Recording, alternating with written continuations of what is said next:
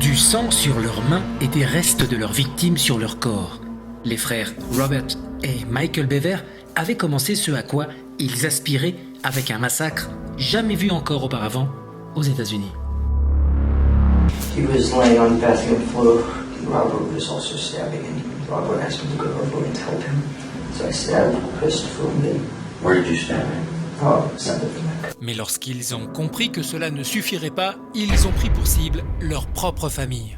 Obsédés par les tueurs en série d'autrefois, mais aussi par les auteurs de grands massacres nord-américains, les frères Bever ont décidé de réaliser leur propre plan. Ils n'avaient que 18 et 16 ans, mais ils avaient déjà orchestré le plus sordide des crimes qu'on puisse imaginer.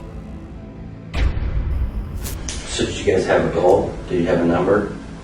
He just wanted, I think he wanted to kill like 50. Okay. I don't have a goal.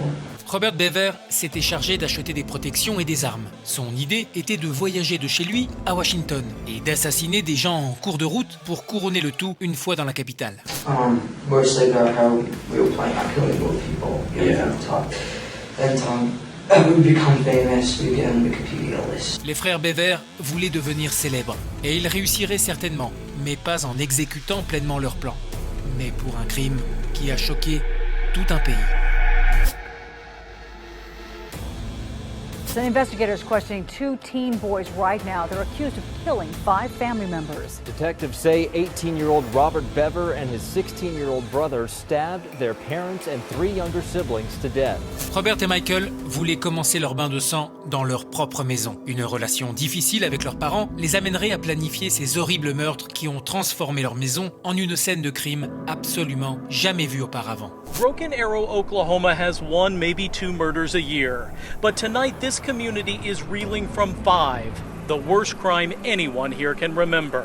Le plan que les frères préparaient était très détaillé. Ils avaient acheté des gilets pare-balles et plusieurs chargements de munitions. Le tout avec l'idée de perpétrer un ultime massacre à Washington. Cependant, l'appel d'un de leurs frères au 911 finirait finalement par couper court à leur chemin sanguinaire.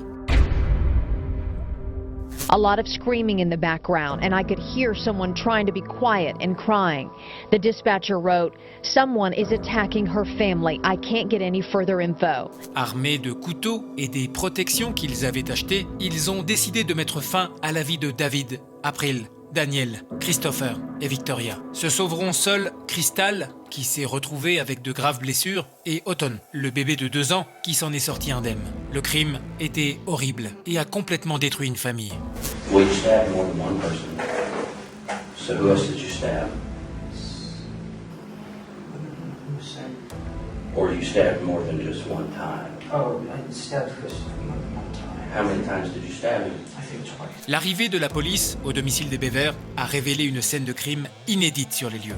La capture révélerait, en plus de ce que les frères avaient fait, ce qui leur passait par la tête à cet horrible moment.